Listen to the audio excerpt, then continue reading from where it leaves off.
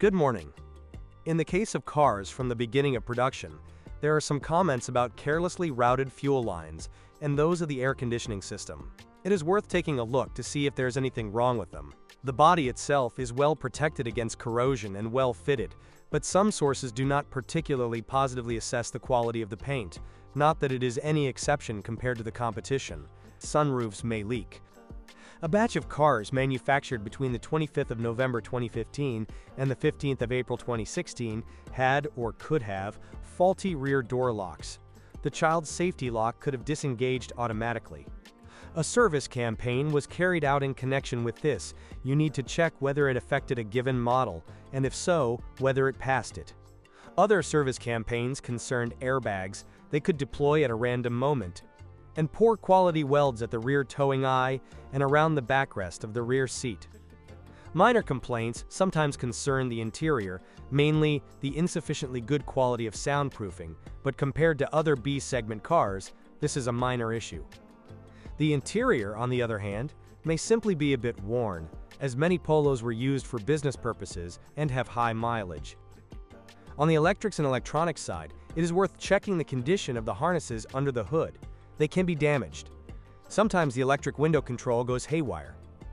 The 5th generation Polo also scores a lot of points in this category, because it is difficult to talk about any specific failures or defects. The chassis usually needs to be looked at simply because of operational wear, which first affects the stabilizer links or wheel bearings. Some sources also indicate a mediocre lifespan of the front brake discs. For a B-segment car, the 5th generation VW Polo had an exceptionally rich engine lineup. Among the petrol or LPG-powered units were 1.0 E8 211, also as a more economical Blue Motion variant, 60 and 75 HP versions. 1.0 TSI E8 211, 95 HP in the Blue Motion version, 110 HP in the regular version. 1.2 EA 111, 60 HP or 69 HP in the Blue Motion version. 1.2 TSIEA 111, 90 or 105 HP. 1.2 TSI Blue Motion EA 211, 90 or 110 HP. 1.4 EA 111, 86 HP. 1.4 Bi-Fuel EA 111, 86 HP on petrol, 82 HP on LPG. 1.4 TSI Blue GTEA 111, 111, 1.4 TSI Blue GTEA 211, 111, 111, 1.4 TSI Twin Charger GTIEA 111, 180 HP, 1.6 Bi-Fuel EA 111, 82 HP. 1.8 TSI GTIEA 888, 192 HP. 2.0 TSI RWRC Street EA 113, 220 HP. Are you dizzy? And no wonder, and there's also the issue of the number of cylinders. All 1.0 engines are 3-cylinder, while all 1.4 and larger, 4-cylinder. With 1.2 it is not so simple. Naturally aspirated EA 111 have 3 cylinders, but already turbocharged TSI from the same family, 4, similarly to 1.2 TSI EA 211. As a rule, EA 211 engines were not offered before the facelift, which took place in April 2014, but there is one exception, the 1.4 TSI Blue GT variant. Although this engine from the newer and more recommended EA 211 family, it was introduced to the VW Polo V range back in 2012. Let's start with the supercharged EA 111 engines, a series that is mainly associated with the fragile timing chains in TSI units. And rightly so, because both the 1.2 and 1.4 TSI EA 111 have these chains that are simply not as durable as you might expect.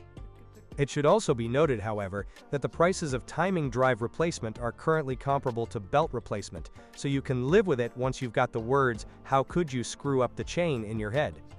Replacing the chain set every 60–80,000 kilometers also means you don't have to worry too much about problems with the tensioner or the variable valve timing system. In 1.2 TSI, there are also malfunctioning control electronics. There was a service campaign for a software update. problems with the turbine, supposedly caused by incorrect software, or carbon deposits. Increased oil consumption occurs. The worst possible option is the early 1.4 TSI twin-charger units with a turbocharger and compressor used in the Polo GTI before the facelift. Early, i.e., those marked cave. In short, runaway. Typical TSI 111 failures include problems resulting from overheating, head gasket damage, and frequent cases of piston damage. It should be added here that twin chargers have been significantly redesigned. Since September 2012, cars have been produced with the CTHE unit, which, like all supercharged EA111s, is not ideal, but it should not be discouraged at all costs. In addition, the EA111 series includes naturally aspirated engines 1.2, 1.4, and 1.6. The latter must be combined with LPG 1.4 optional. 1.2 is not very noteworthy because its mediocre performance is also compounded by the fragile chain timing, which, surprisingly, is not found in 1.4 and 1.6. These have a timing belt drive and are generally trouble-free. Basically, all EA211 units are also problem-free. All have a belt-driven timing belt, although the 1.0 engines sometimes have leaks from the sometimes noisy water pump. The 1.8 TSI engine used in the VW Polo GTI after the facelift is the EA888 General 3 unit, the improved one. Importantly, here we are really talking about an engine without huge oil consumption, which was a problem in the EA888 General 2 units, not used in the Polo. There are cases of timing chain stretching, less often than in the older EA888, and problems with the turbine actuator. The last option, the rarest, is the 2.0 TSI EA113-. It was used only in the RWRC Street version, limited to 2,500 units. Due to the collector's nature of these cars, it is difficult to say anything about typical faults, but looking at other VAG cars with turbocharged 2.0 EA113 engines, you can expect problems with the timing drive, oil consumption, maybe not extreme but still, or carbon buildup. The aforementioned 1.8 TSI engine does not have a problem with carbon buildup because it has a dual fuel injection system. Indirect injection does not allow for the accumulation of impurities.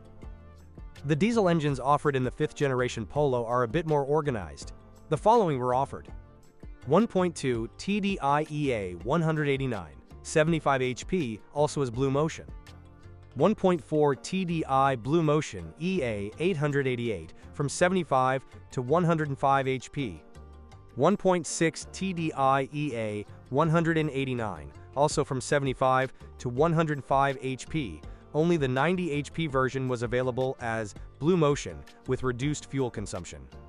The 1.6 TDI engines are 4-cylinder units, while the 1.2 and 1.4 TDI are 3-cylinder.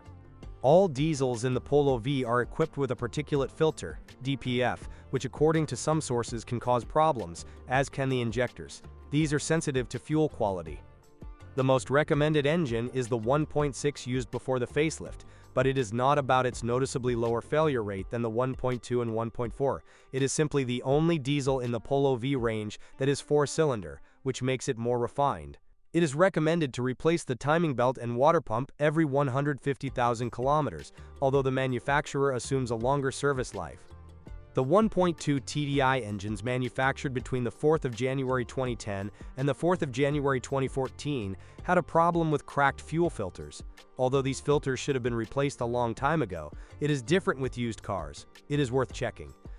The following gearboxes were used in the VW Polo V.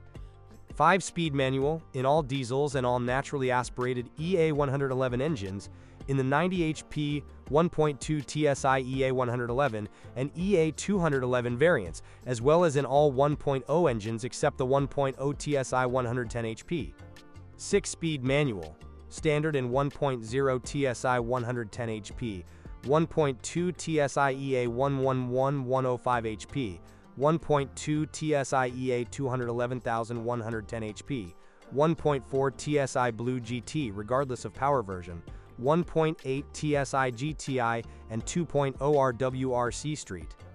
7-speed DSG DQ200, standard in 1.4 TSI GTI, Optionally, this gearbox was also available in the following engines: 1.4, 1.0 TSI 110 HP, all 1.2 TSI, 1.4 TSI Blue GT, 1.8 TSI GTI, and in the 90 HP 1.6 TDI, and in the 1.4 TDI with the same power. Manual gearboxes usually do not cause problems, which cannot be said about DSG. In the Polo, only the weakest gearbox from this series was used, and after 150-200,000 kilometers, it quite often causes problems. Regular oil changes are necessary for proper operation, but anyway, otherwise the mechatronics may be damaged, and the clutches may wear out. Yes, they do happen, and yes, in some versions they can be very unpleasant. The thing is that avoiding these versions, e.g. early GTI with twin charger, is easy. The engine range is wide, and apart from the drive system, it is difficult to talk about any particularly serious faults. If someone is considering buying a 5th generation Polo, there is no reason to dissuade them from doing so.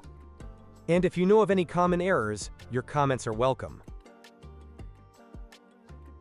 Camipro Website ist Katalog aller Automarken, Motoren, Getriebe, was bricht und bei welchem Kilometerstand. Welche Pakete können Ihre Tasche hart belasten? Dieses und vieles mehr über Autos erfahren Sie auf Camipro.